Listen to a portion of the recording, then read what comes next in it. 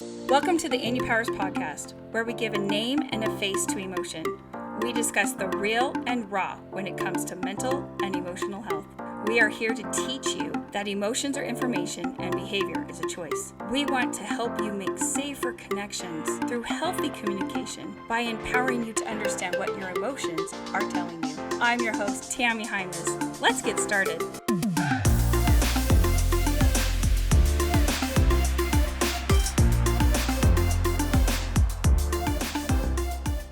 Hi, welcome to another inUpowers podcast. My name is Tami, and again we have with us Alice, our play therapist with the inUpowers program. And she did such a great job and had such great information for us that we wanted to make sure she was on the podcast again. Hi Alice, how are you doing? Good. Thank you for inviting me back. How are you? I'm super good. And Good. You're a licensed social worker, counselor, a registered play therapist, and you have lots of acronyms behind your name. Sorry. Licensed clinical social worker and then registered play therapist. And I do trauma therapy, play therapy. I work with all ages, adults, kids, yes, especially kids, but kids. Everyone, yeah. And you work with school-age kids and little kids and everybody, correct? Yes. And she's a treasure for us in our team, and today we just kind of wanted to talk about play. Play, yes, play is awesome. And why it's so important, and what we can do with it. Well, play is important because it's a language even after we're born, right after we're born. Play. At first, the first few months, 3 months, where, our basic needs are being met. Food, water, shelter, warmth, comfort. About 3 months is when buying toys, rattles, laying the baby on the floor, putting the toys over the top so they can see. And so they can see, so there's, shapes, colors, movement.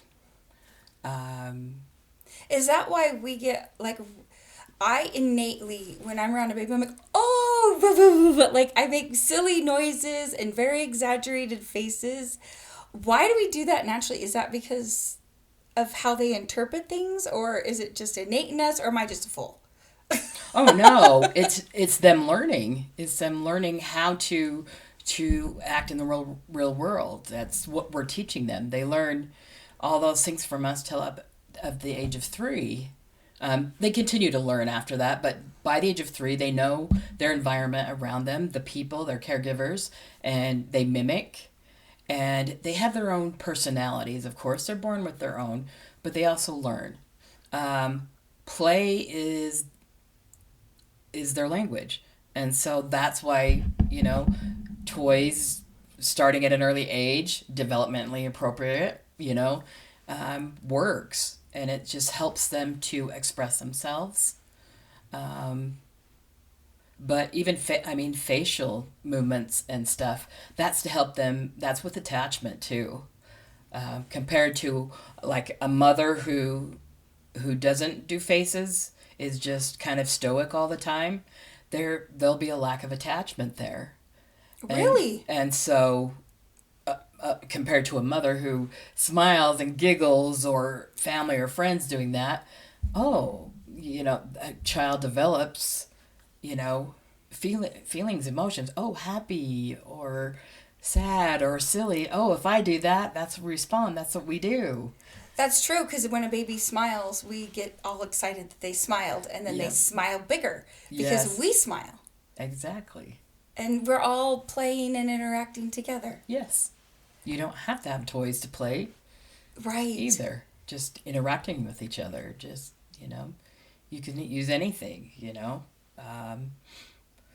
little characters with your fingers, peekaboo.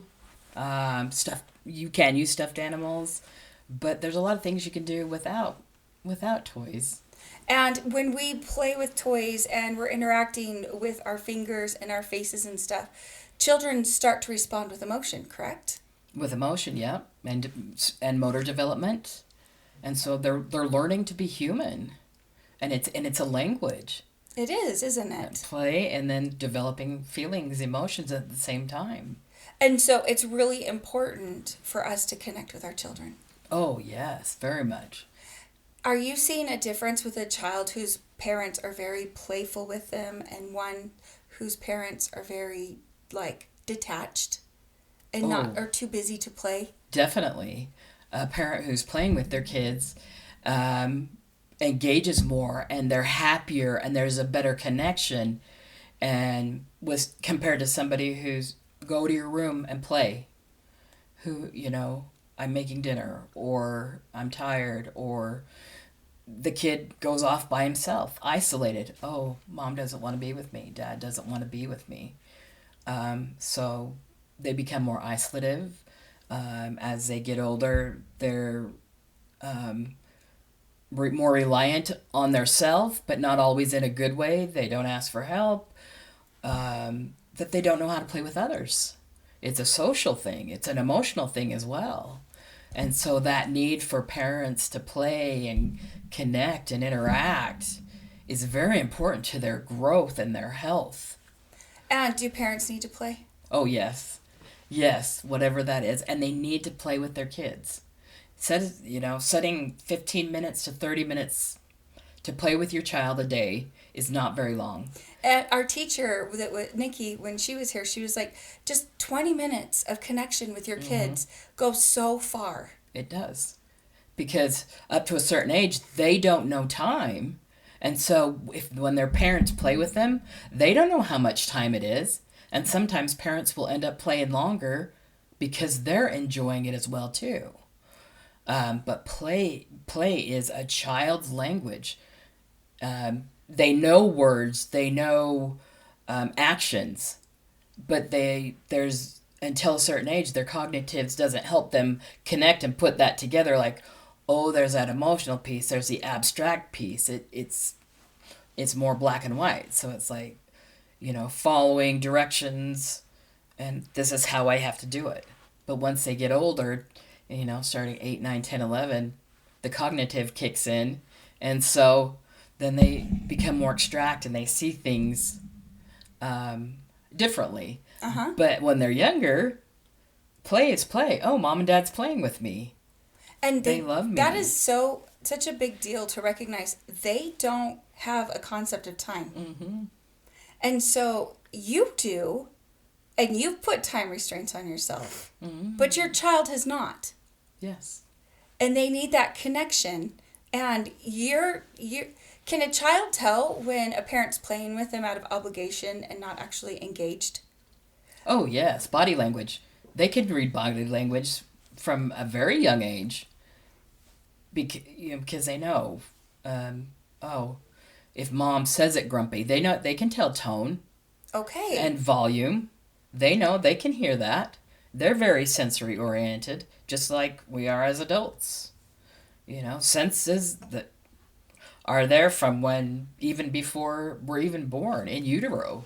We have the 5 senses, and that's what we use to explore the world.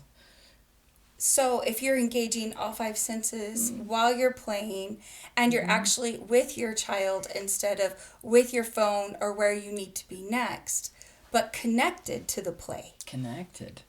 And making eye contact. And being silly. Not worrying about being judged. Your child's not going to judge you. They are going to be happy when you sit and play with them because they're like, oh, I didn't know mom and dad plays with toys. Permission to be silly. To be silly. Be silly. Be happy. Let it go. And yes. Enjoy life. Surrender to the moment. Exactly. We teach in the inUpowers program the power of moments. That when an emotion hits you and you label the emotion, you have 90 seconds for your parasympathetic system to calm down. And that is according to the CDC. Now, fear is really fast. It's 5 seconds. And shame, according to the CDC, is 90 minutes. But almost every emotion, once you've labeled it, and like Dan Siegel says, if you name it, you can tame it. So if you know the emotion, it calms down. So when you're with your child and you have emotions or your child triggers you or something and you're trying to play, but you have a quick shift, we can recognize that Mm-hmm. and then reconnect, correct? Correct. And if we're labeling our parasympathetic system and we're playing in our moment and we're present for our moments, do our children get more from our play? Oh, yes. That's time that they need from us, and that time that they grow. So it's not emotionally. something they want. It's something they need. It's something they need. So what do our children need? They need us to play with them. What else do they need? Basic needs, of course. That's just something that they all need. But play covers everything. It covers the social aspect, Okay. even if it's a child and a parent. Okay. It covers the emotional aspect. It helps with self-awareness. It also helps with self-regulation. They don't know it, but they act out what they know. And so somebody who's observing them can see how they view the world. Oh, so if you're not wanting them to play the way you play, but let them play the way they play, you can see how they see the world.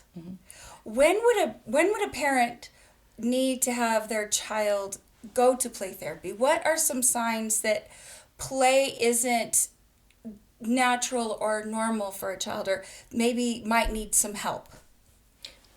A lot of times when there's behavioral issues, that's a lot of times when people bring their children in. Anxiety is a big one.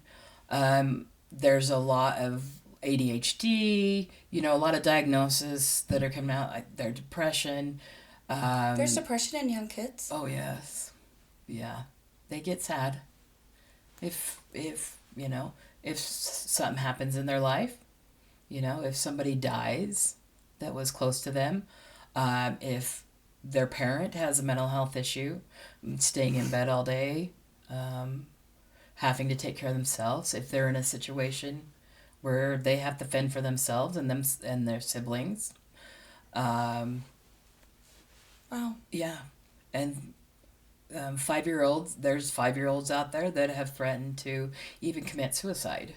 Whoa. And usually by, more of like rope, hanging, things that they have access to, toys, different things like that. At 5 years old, they're that sad.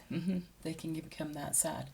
And in kindergarten, there's a lot of bullying, which is surprising at that age. The kids can be mean, and they bully. And if kids aren't taught to,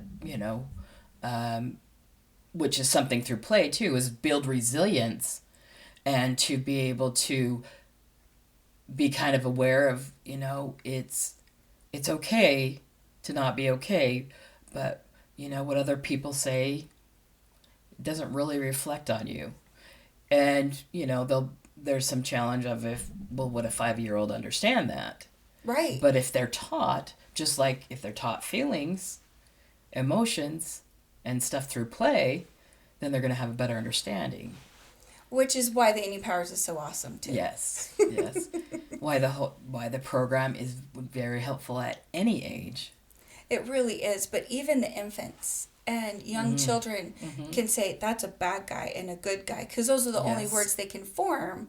But they can tell that the weather or the natural phenomenon are struggling a little bit more than our heart or our brain or their gut intuition, which are our proactive characters. Oh, yeah. Just like OC, fire. I've had children tell me, oh, that's anger. That's anger. She looks mad. She and does. And she's red. And she's got fire. And then you be, oh, he's love. He just loves everybody. And they intuitively know, don't they? Mm-hmm. Yeah. And each of the characters they can tell in a sense, what represents at their language level. So just by a color or by a shape, what that means. A heart means love. Or, oh, that's a stomach. That's where you eat. That's where, you can feel full and feel good in your tummy. Oh, yeah. Sweet. I didn't even think of that. Or shoes. Oh, look at his shoes. They're big and they're gold and they probably keep his feet warm. Right. Just simple things for younger children. Just simple things. But Each of these characters have something, proactives and reactives. You know, the lightning. Kids know lightning and thunder. They do. They know rain. You know, they know calm water. They know tsunami. Well, not the word tsunami, but when it's angry looking. Right, when it's an angry wave. Yes. Yeah, and So- you were talking about Ray, which is rage anxiety explosion. That's Yeah. our lightning character. And you talked about Sue, our Mm-hmm. severe unraveling event trauma. She's our giant wave or a tsunami. Yes. And the other one, OC, she's our flame. She's obliviously, selfishly incinerating. So Mm-hmm. those three characters, the kids didn't know the big name, but they knew what fire or rain or lightning is. Mm-hmm. And then from there, you can explain more about emotion or how they're feeling, or let them explain how they're feeling, correct? Correct. Exactly. And being younger, you can use like pictures. You can use games, cards, characters.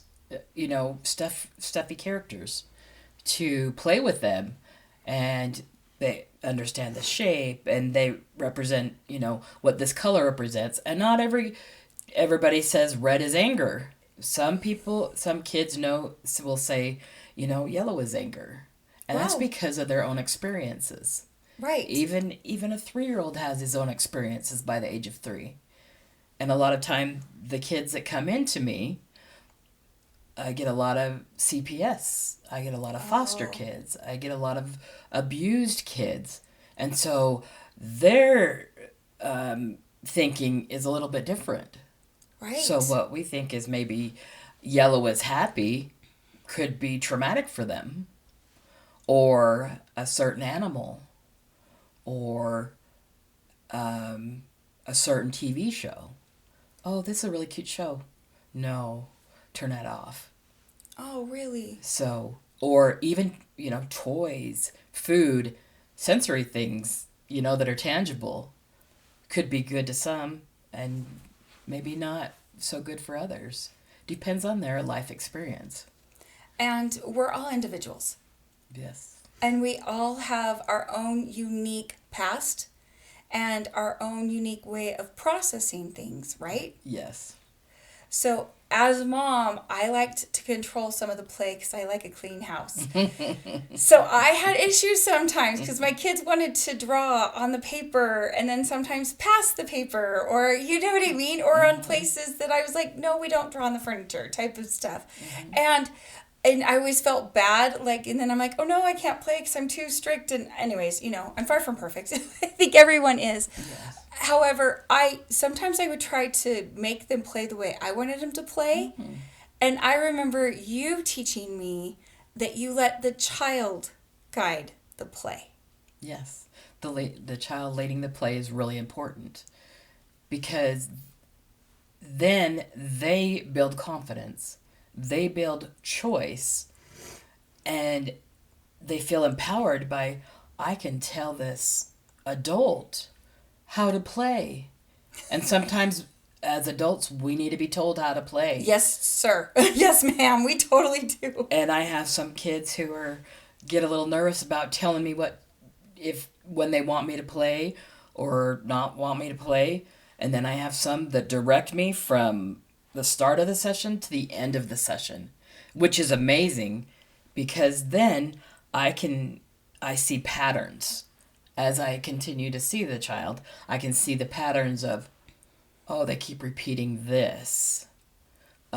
This is the toy that they play with. Because there are specific toys, there are specific things that you have in a playroom that have symbolism. Got it. But they still get to choose. And so letting them lead, letting them guide, empowers them and helps them with decision making, problem solving. They're social emotional, you know. They're subconsciously, it's like, oh, my mom loves me. She's letting me Guide the play here. And wow, my mom's playing with me today. Wow, my dad is sitting down to play Legos with me. One of the favorite things, I have a 5-year-old boy who his dad plays Mario Kart with him, and that is his most favorite thing he loves. Every day he looks forward to it. So he goes home, he does his chores and the stuff he needs to do so he can just play with his dad. How important is that? Very important. There's the emotional piece, there's a social piece, there's the motor skills, there's just joy. And time. And time, which is what these children need because we're raising them to be good humans. Right. And we all need to play. I mean, it benefits the parent, the adult who's playing with them. I know that I've become more creative and crafty since working with some of these kids. And I work with a few neurodivergent kids, some with just sensory disorders, some with autism, and they think differently. But can you play with them? Oh, yeah. As long as they get to lead, because I have to meet them where they're at. Oh, that is wonderful news because people are like, oh no, that's oversensory, and you'll hear things like, oh no, don't make them upset, but that's not true. Mm-mm. If they lead the play, neurodivergent, young or old, and they have time with you, and they connect. Oh yeah. Then you are strengthening them with social emotional resilience, and you're giving them. You gave me a list. I'm trying to remember everything. But they learn their senses. They learn how to respond. And they feel loved and cared for. And self-awareness. Self-awareness of themselves. Oh, I can do this. So they're playing and then they'll push a little bit more. Maybe I can do this too. Or maybe I can play with this toy today. Got it. So they're testing boundaries and seeing how capable they really are. I wonder if I could do this. And and they just naturally do that because play is their language. It's just it's just natural. That's it's awesome. Natural for us to play. We know your husband. Yes, right? we do. Does your husband play? Yes, that's one of my favorite things about him is he makes sure I play. Because my work is also my play. I love what I do. Yes. I've always loved what I do. And it's taken a turn, but I still love what I do. So I don't feel like I'm working. I feel like I play full time. I mean, even though we're on a podcast and you're listening to us and watching us, it was stressful to begin with, but I still feel like I'm playing because I'm learning so much from all the experts. And I get to spend time with people I really care about. And I get to share this wonderful information with everyone. So I'm still playing. Exactly. And you continually do that, even if it's a four-wheeler. Yes. Going hiking. Going in the backyard, gardening. Just go swing. As an adult, go swing. Go down that slide. The merry-go-round is still my favorite. Really? Piece on the playground. I can't do the merry-go-round. I can do the swing. And it's okay to do. And just go sit there and enjoy. Go sit on a swinging bench. And the thing is we are what is in our way. It's our thoughts. Yes. It's our negative automatic thought saying, you are not allowed to play. You are too old. You have to act mature. You have to look like this or act like this. And a lot of it is also not only our negative automatic thoughts, but our pride. Pride too, yeah. We don't want people to see us having like this fun? Child. But it's usually not having fun. It's not what they're thinking. But it is having fun. What if they see me? What if I'm not look a certain way? What if I'm not in a certain outfit? What if I'm not perfect from top to bottom? What if my house is not perfect? If you want to create an anxious child, yes, make your house perfect and spotless, and make sure that their room is spotless, and that they can play for 10 minutes and then they have to hurry and put that back. If you want to create an anxious child, and they can start as young as 1 year old. Wow. That's how you can create an anxious child. There you go. So play is important, and being able to be free and to live in a home and to be free with your own thoughts so even you can play will heal you and give you emotional resilience. Heal you as an adult from maybe things you haven't got in the past, or there's a piece missing that you didn't get, but play fulfills that. And then you're teaching your child so that when you play with them, they don't miss that piece either. You can break that chain from your childhood, pieces that you might have missed. Yes. But if you engage them in what you've missed and engage with them, then theirs will be fulfilled. And they don't have to worry about that when they get older. Everybody will have something. Right. But if you play and spend time with a child and play and connect and mean it, that you will have a well-rounded child. And that means when you're playing and you're connecting, we also say in the inUpowers program, stay where your hands are. So if you are playing with your child, be with your child and play with them. Don't have your thoughts of the meal you're supposed to be cooking, or that, oh no, I'm going to have to clean this up like I used to do. And we'll do all of these imperfectly, but just try really hard to make the time to play and connect with your child. And everybody will be happier. There you go. We will all be happier. That's a great way to end it. Yeah. Is there anything else you want to let everybody know? Just that play therapy is important. inUpowers is important. It's a fantastic program. And it teaches emotions, teaches thoughts, teaches the cycle, teaches accountability. It's a whole program that's really important that anybody can get. Right. Not everybody will want. Right. Maybe think that it'll work for them, but the people that will take advantage of that, it does work. And it changes lives, and it's been fun to watch, hasn't it? And it's a way of play. It is. It's really easy to is. incorporate and play.